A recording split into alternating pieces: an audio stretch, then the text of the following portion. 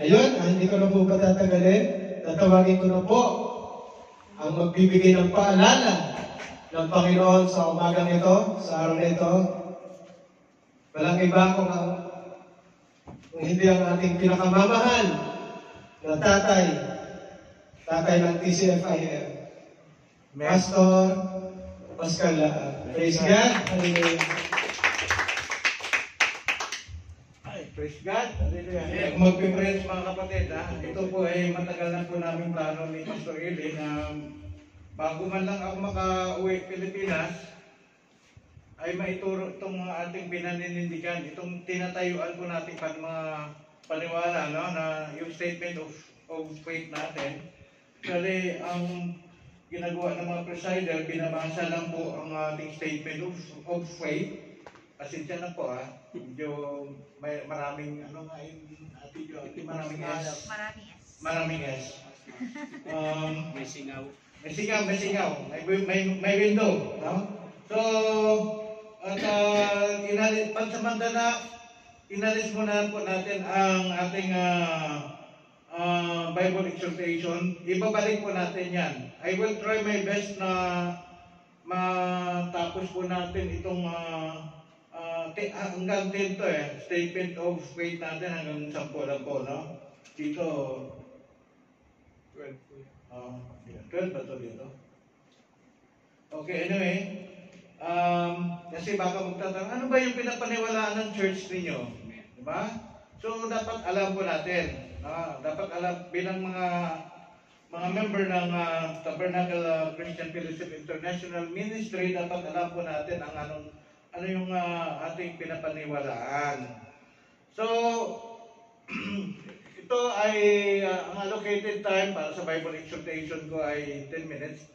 Start mo 10 minutes, finish or not finish, ay ititigil ko kasi ang gagawin natin, huwag nating pagmamadaliin. Ang importante, himay-himay po natin. Nguyain natin ang maigi. Okay? So, Tabernacle Christian Fellowship, ito po yung ating statement of faith. Una, we believe the Holy Bible. Siyempre, ano yung mga basihan ng isang mga grupo or lalo na sa ating mga nasa church? Ano yung basihan? Bakit kayo naniwala? No? Ano yung doon sa pinapaniwalaan ninyo? Siyempre, we need the proof. Kung saan ang basihan po natin ay ang aklat, no? We believe the Holy Bible. Okay? Both Old and New Testament is inspired, the inspired word of God, the inherent and inter-revelation of God's will for salvation and the divine and final authority for the Christian faith and life. Okay, diyan muna tayo, no? Pero ito po yung ibang mga statement of faith natin, hindi ko na ito babasahin. Sa susunod na lang to, yung tungkol sa we believe in God. Okay? And then we believe also in Jesus Christ. Okay? Number 4, i-skip ko na yan para maka-focus na lang tayo doon sa Holy Bible.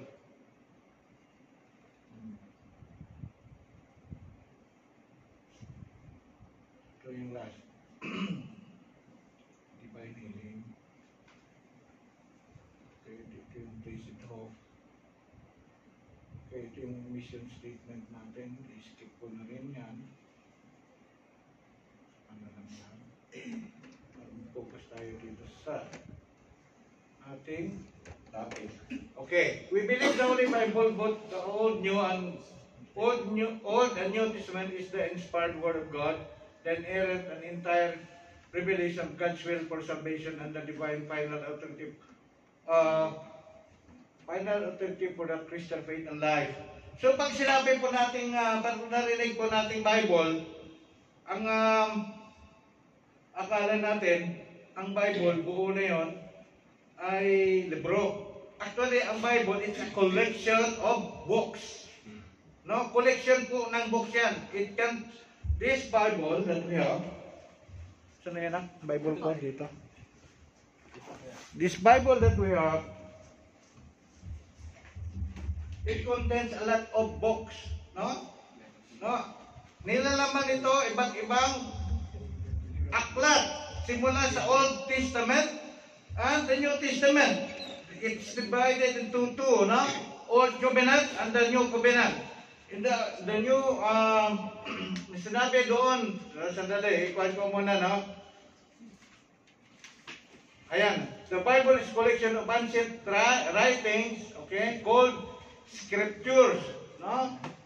We believe to be God's revelation to His people.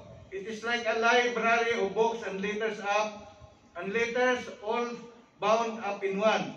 The Bible tells the story of God's relationship with His creation, okay, or His people. The Bible says that its words are God breath. Ang sinasabi doon ni, ito, basahin muna natin itong sinasabi sa, okay, ito yung sinasabi sa 2 Timothy chapter 3 verse, actually 15 to 17, no? Andun sa 15, and how from childhood you have been acquainted with secret writings, which are able to make you wise for salvation, okay, through faith in Jesus Christ, no? And then verse 16, sinasabi dito ni Paul, all scripture is breathed out by God and profitable for teaching, okay, for reproof, for correction, and for training in righteousness. Verse 17, that the man of God may be complete, equipped for every good work. Okay. May nagtatanong, no? Sabi niyo, sino author ng inyong Biblia? Sa mga nakausap kong kasi mga taga rito. Ang author, of course, of the Bible is God. No? It is, kaya sinabi dito, it is a breath, no? Sabi nga dito, breath out by God. Ibig sabihin ng breath out by God, ang lahat ng mga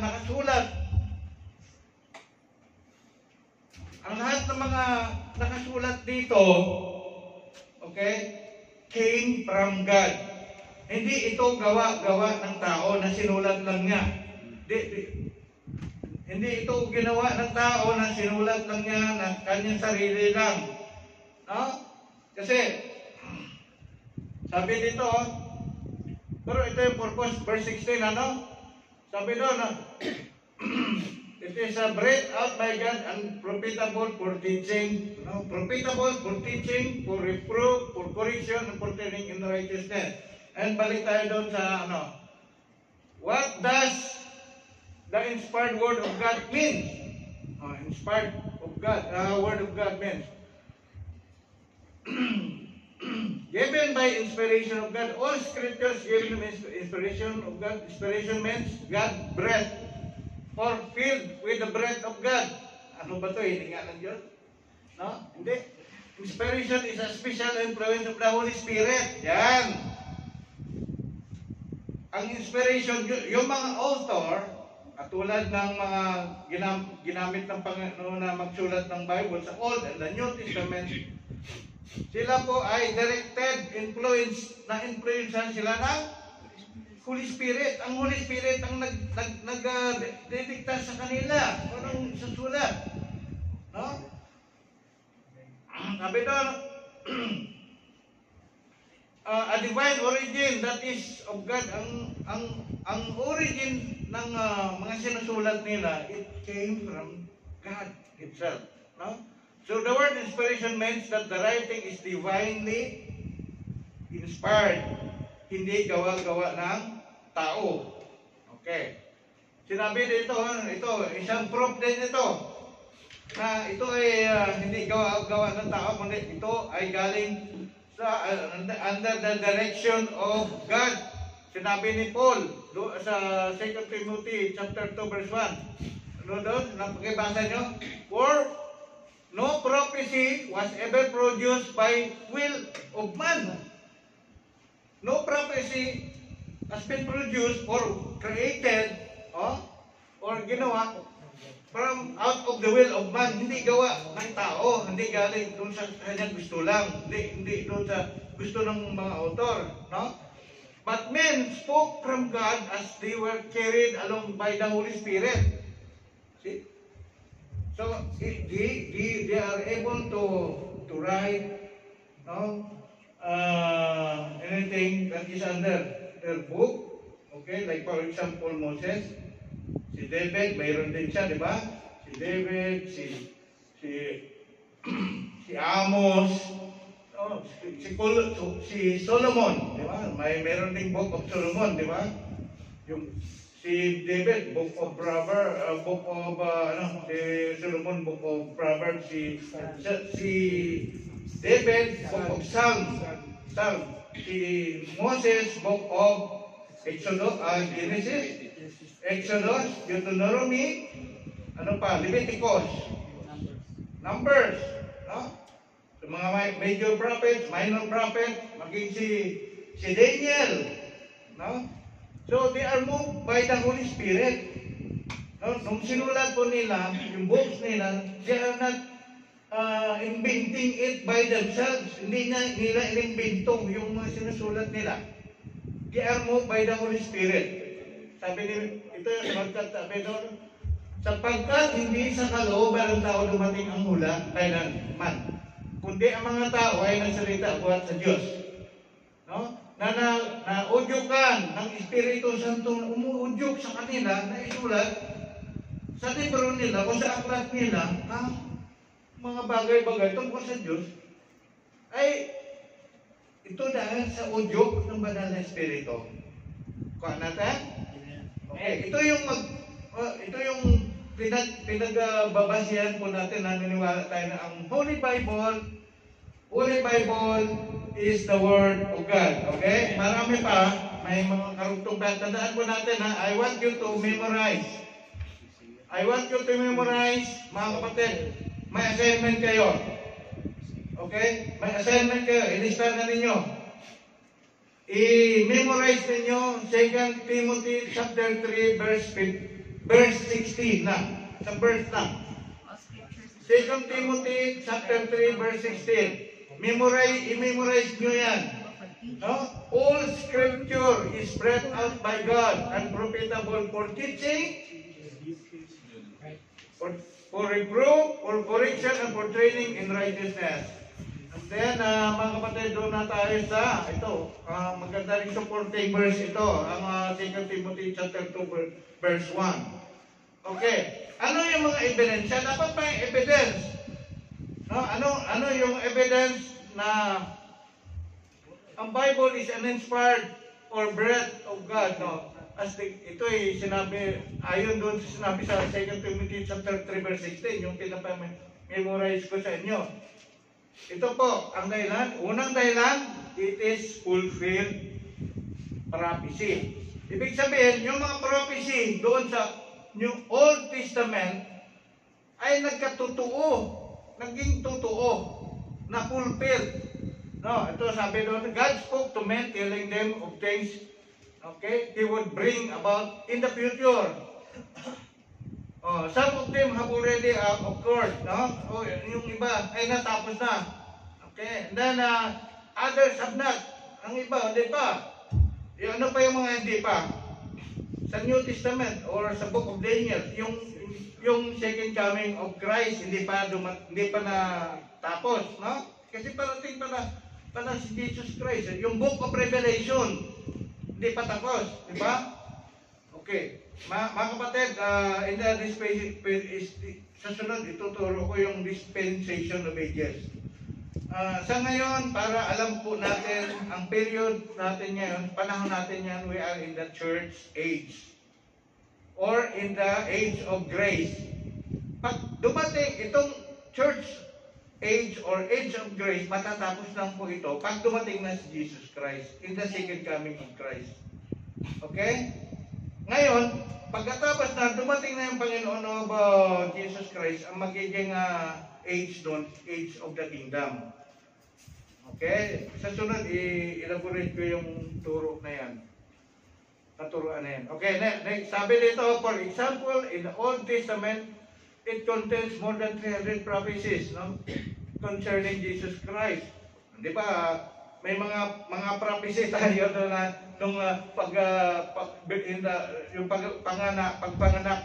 pagkapanganak ni Jesus Christ, yung nakaraan na nasa preaching po natin. For unto us a child is given, di ba? He will be anong minsan message ni Pastor Eli yun eh. He will be called Emmanuel, mighty God, wonderful counselor, di ba? Na-fulfilled prophecy yun. Marami pa mga sa Old Testament na prophecy tungkol kay Jesus Christ. Sinabi doon, no? Pwede natin isa-isahin yun. Maybe in the future. Sabi niya, there is no doubt that these are prophecies from God because of manuscript dated before the birth of Christ. These were not written after the fact, but beforehand. Hindi ito sinulat, yung Old Testament, hindi ito sinulat na dumating na si Jesus Christ. Otherwise, ito piki. No? Itong scripture na ito na nag-prophesize sa first coming ni Jesus Christ, noong first coming ni Jesus Christ, ay sinulat, wala pa si Jesus Christ. Kaya, di ba, kung tinatawag din hula or prophecy, no? Nagkatutuong hula. No? So, pag narinig natin itong word na manuscript, ano ba itong manuscript nito?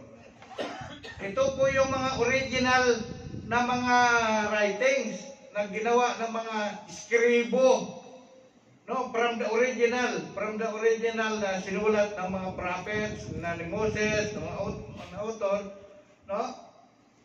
Yung iba nito na nandoon sa ang pinaka-original na sa museum yata sa London, yung Dead Sea Scroll, nakasulat sa papyrus, no? Naka-preserve. Okay, iba kasi may at that time yung mga scribe sila yung nag-reproduce yung mga skribo, hindi lang isang kopya. Yung ibang mga manuscript na yon nakita sa Dead Sea, yung mga Dead Sea Scroll, na-preserve yun. Kaya okay, doon nanggagaling po ang kasi hindi naman libro na ganito katulad sa atin nato. Ngayon yung original eh. No? Okay. Okay, ano yung unang proof na ang Bible is inspired or yung evidence? The fulfilled prophecy, na fulfilled ang propesya kay Jesus Christ at sa iba pang mga bagay. Okay. Ito pa, the unity of the scripture. The Bible was written by approximately how many authors? 40 human authors. Over a period of how many years? 1,600 years. Okay, 400. Okay, 40 human authors. Kasama na yan sila ni Moses, David, no, si Solomon, no, hanggang kay sa New Testament writers na sila ni Peter, si John, si Luke, si Matthew, si Paul, no? Yung mga New Testament writers noon. They're the first. Okay. Ano to? These men were quite diverse. Iba-iba yung mga profession, yung mga trabaho, ang antas. Ate, tingnan natin. Si Moses is a political leader. Si Joshua, military leader. O si David naman, shepherd. Pero naging hari din si David, siyempre. Si Solomon, naging hari lang siya, no? Kasi appointed siya ni David as being heir to the throne. Si Amos, taga-bantay lang yata, talaga-alaga lang ng mga ayop, di ba? Herdsman and fruit picker lang siya. Apple picker siguro yan. O yung ubas, ng ubas. Okay na, nak? 10 minutes na? Wala pa. Okay. Daniel. Si Daniel. Si Daniel ay Prime Minister. Si Mateo, o sa New Testament, is a tax collector. Si Lucas, doktor, para si Lucas, medical doctor. No? Si Paul naman, he is expert in the law. Rabbi, ang tawag sa kanya, no? Rabbi. No? Teacher of the law. Parang si Nicodemus. No? And siyempre, ang mga tinawag ni Jesus Christ na mga disciples niya, saan niya tinawag? Saan niya tinawag yung mga disciples niya? Doon sa bangka, nagingista. Kasama si Peter, si John, si Andrew, no? Mga unang mga tinawag ni Jesus Christ to be his disciples. Sila po ay mga fishermen. So yan ang tingnan mo, iba-ibang antas ng tao, no? Ang mga sumulat ng Biblia. Okay? So susunod, pagpatuloy na po kasi time na, no? 10 minutes, mag-straight po tayo. Okay, ito na lang. The Bible was also written under variety of circumstances. It was written on 3 different continents. It is written in Europe, Asia, and Africa. Yet the great themes of Scripture are maintained in all writings. The Bible does not contradict itself.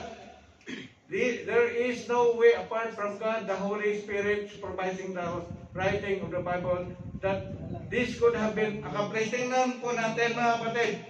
We have 4 Gospels. Si Mateo, Mark, Luke, at John. Tingnan natin. Hindi nagkukontradict ang writings nila. Hindi yan sila nagkukopyahan. Ito yung sinulat nila. Ito rin yung kukopyahan ito. Hindi.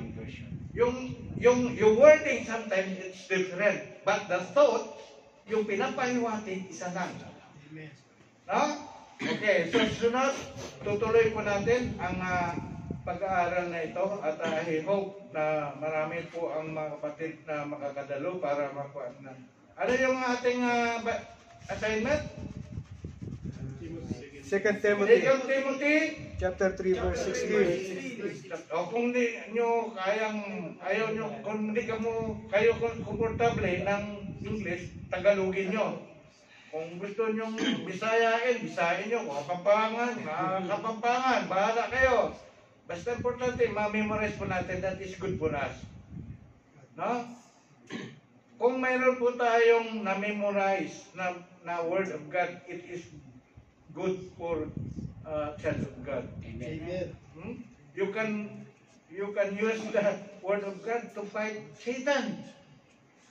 Anong ginamit ni Jesus to fight the temptation of Satan doon sa Matthew chapter 4? Word of God. Ginamitan niya ng Word of God. So, mga kapatid, maging